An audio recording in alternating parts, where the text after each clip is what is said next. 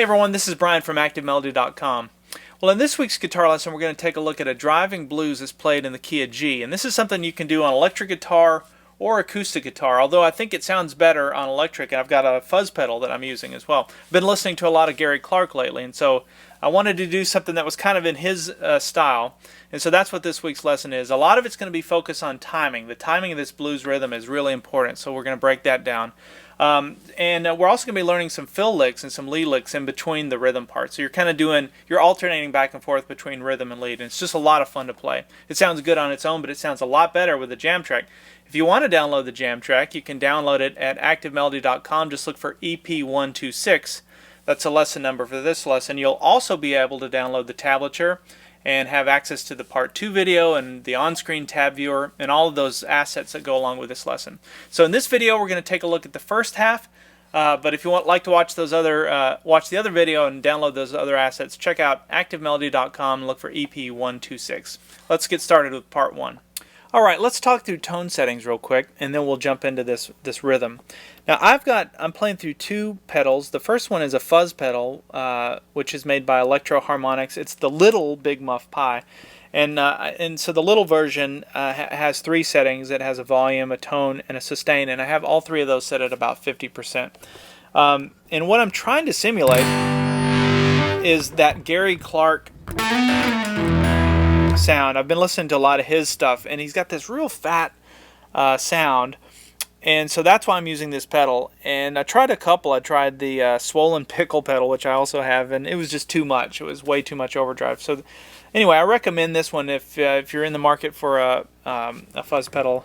Check out the Little Big Muff Pi. It's a pretty cool pedal made by Electro Harmonics.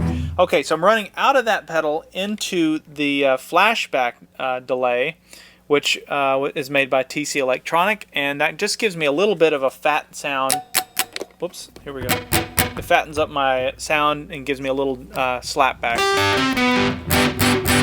And I like to keep that on. I usually use some kind of a delay. If you don't have a delay pedal, I recommend getting one just for some slap back, just to fatten up your sound a little bit. Out of that pedal into the amp, and the amp is set at, I have the reverb at about 30%. Now you don't have to have any of these settings. You could do this on an acoustic guitar even. And a lot of times it's fun to just plug straight into your amp and just turn up your overdrive and play that way. But anyway, I wanted to explain what I have. Okay, so let's jump into this rhythm. Now I'm going to pull the volume back, which is going to drop down the overdrive and the fuzz, but it'll make the notes clearer so that you can hear them.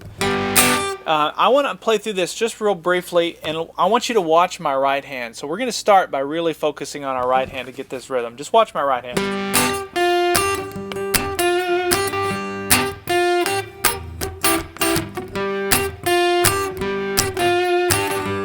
See the motion that's going on there? One common thing is I'm picking that fourth string. I'm really doing two things, and this is how we're going to start this. We're going to start by doing down strokes, one on the fourth string, and one playing 4, 3, 2, and 1. Those strings. Down, down, down, down. They're all down strokes. Now, the left hand, we're going to make a G chord, but we're not going to make it down here in first position. There's not going to be any open strings to ring out, because we need full control over those strings as to how long they ring and so that we can mute them, and that's why we're going to play it in this position. So we're going to take our pointer finger and bar the first two strings here on the 3rd fret, and then our middle finger goes down on the 4th fret 3rd string, and our ring finger goes down on the 5th fret 4th string, and that's how we're going to play the G chord. We're not even going to bother with these bottom two strings. So we're going to play 4, 3, 4, 3, 2, and 1. Okay, so now that you know how to fret that, keep that down, and now we're going back to the right hand, and we're going to go down, down, down, down, down, down. Now when I say down here, that's the 4th string. Now the one thing you don't want to have happen is you don't want these notes to ring out like this. See how muddled that gets? But how you can control it is by muting with the left hand like this. So you can see what's happening there. You can see how I'm squeezing, I'm creating the tension or fretting those notes, then I'm releasing. But when I release, I keep my hand exactly in the same place. And that just mutes the strings. And that's just going to take a little practice kind of getting that timing down. But it shouldn't be that difficult. And in 5 minutes, if you've never done this, you can at least get the concept of muting with your left hand and how it relates to what you're doing with your right hand. So I didn't mention this in the intro, but I do have 2 versions of the jam track as well. So I have a slower version. And if you're wanting to play along with the jam track, you definitely want to start with that slower version, I think, and just try and get it down and then work your way up. So the next thing we're going to do is we're going to introduce this note, which is the 6th fret 2nd string. So we're going to play our downstroke and our downstroke, and then we're going to play another downstroke by hitting that note. And then we're going to come back to the 3rd fret, and we're going to bar the first 2 strings, which is part of that G chord, and we're going to play that, and that's going to be a downstroke. So we have 1, 2, 3, 4 downstrokes. Here they are. 1, 2, 3, 4. 1, 2, 3, 4.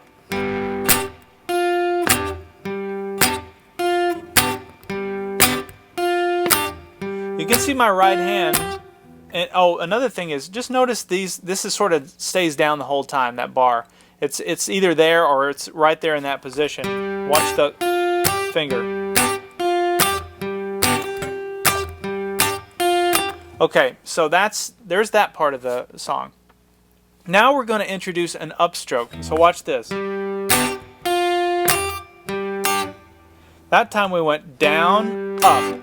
So we did a downstroke on the 4th string, and we did an upstroke by grabbing the first 2 strings, or either the first string or the first 2 strings on the first by fret. It's still fretted here on the 3rd fret. So it's still part of that G chord. 1 or down, down, down, down, down, up. Now right after that upstroke, we're going to introduce a mute with our right hand by just muting all 6 strings. That mute's really important to this rhythm. It's really important because it becomes a percussive element, and it also kind of helps you get back in position with your right hand. Watch this. See how we introduce that? Down, up, mute, and now we're going to do another downstroke there, and then a final downstroke by playing the first 2 strings again on the 3rd fret. So we have down, down, down, down, down, up, mute, down, down.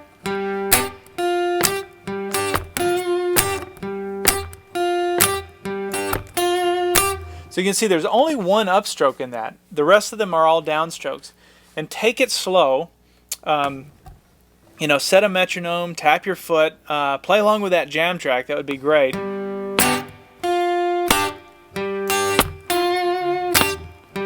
You can see when you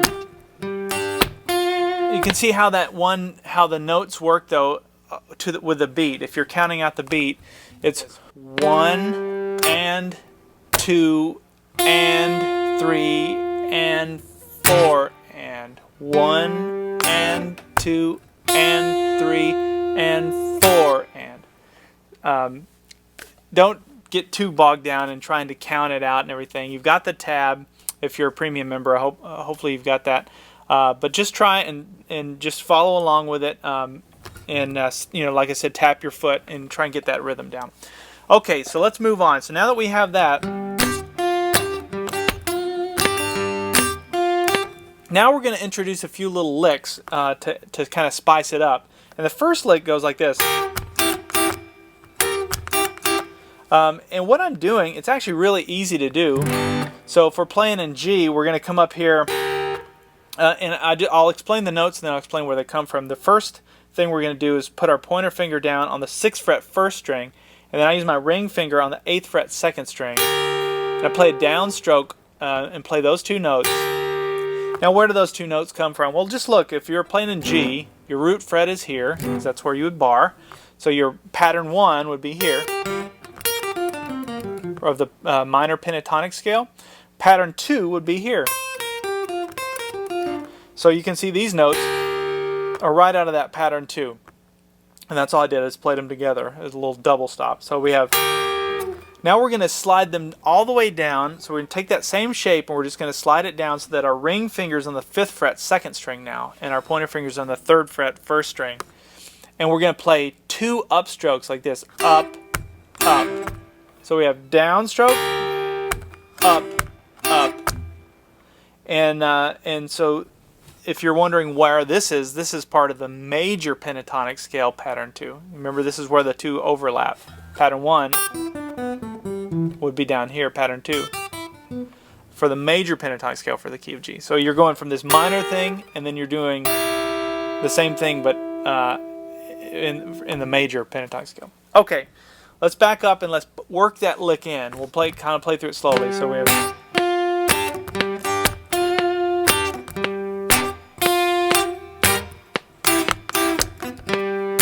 So you can see down, up, up. And the reason you do those ups is it keeps your hand in motion. That's the key. You want to always kind of keep that hand going down, up, down, up, down, up, down, up, and just grabbing the notes as you need to. Okay, so that's that first lick.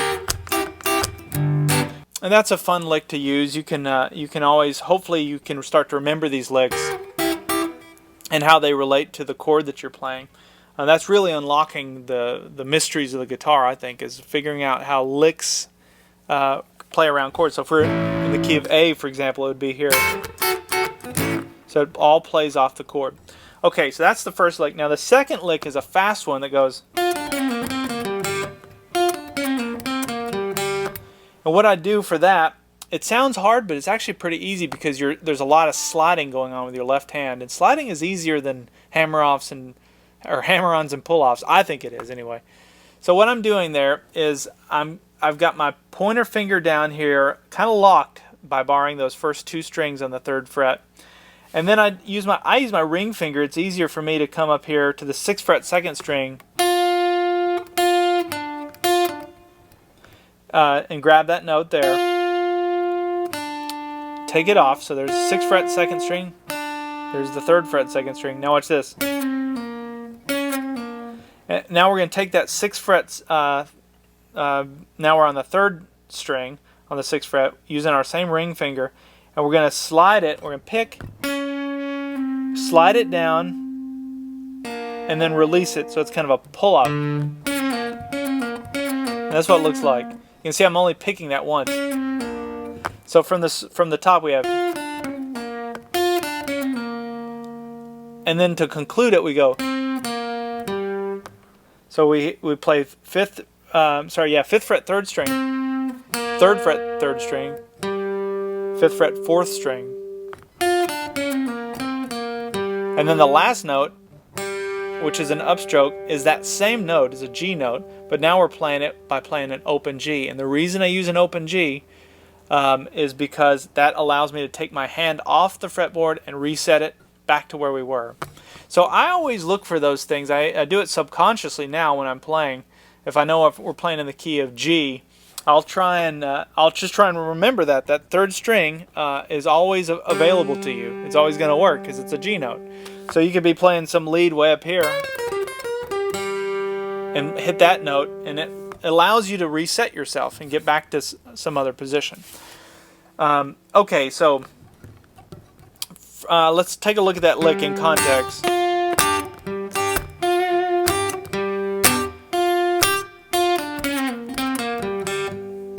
That's how you're going to play it.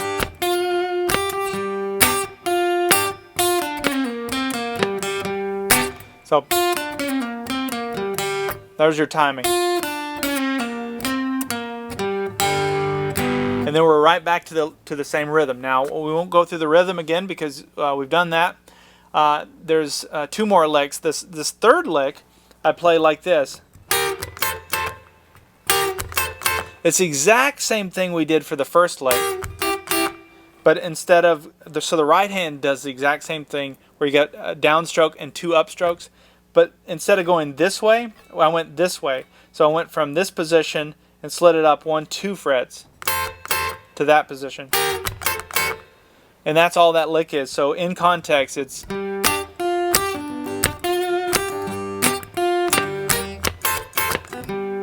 okay. And the final lick is it goes.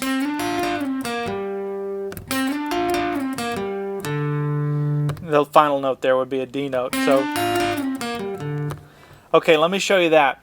And what I'm doing for that, again, this is all right out of the minor pentatonic scale for the key of G. But I've got my ring finger here on the 5th fret 3rd string, and I'm going to slide up to the 7th fret 3rd string.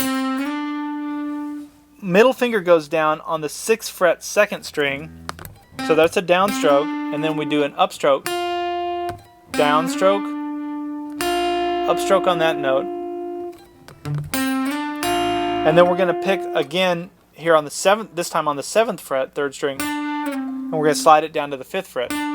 So if you count the notes, you have 1, 2, 3, 4, 5. That's how you want to think of it. Instead of just thinking of it like, a slide, sort of a slur thing. It's actual distinct notes from a timing perspective. 1, 2, 3, 4, 5. And then we're coming down to the 3rd fret 3rd string, the 5th fret 4th string. So, and then your final note is you can take your hand off the fretboard and play the open 4th string or the D string. And then we go into the C part, which to me kind of sounds like a little bit like Stevie Ray Vaughan, something that he would do. So, okay, so let's go back. We've got the rhythm down now. We've got these 4 licks. I'm going to play through the whole thing slowly from the start and put all the licks in there so they have this as a reference. So here we go.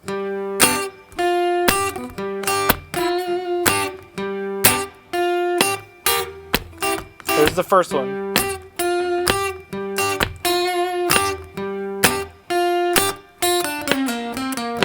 There's the fast one.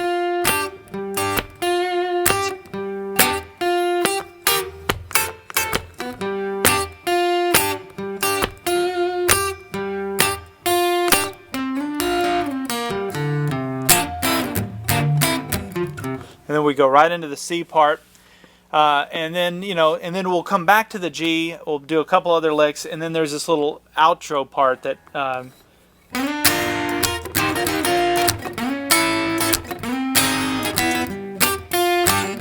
Now, what really makes this fun is playing it along with the jam track. The jam track, you're really part of the band at that point, and it really, really helps you play and develop your skill. And jam tracks are great for that. They really do force you into a timing. You've got a key signature that you have to follow and all of those things. And you can improvise. So you can take this in another direction and do some lead stuff and come back to the rhythm and just get lost in it. Okay, that's what we have in part 1. I'll see you in part 2 and we'll learn the second half.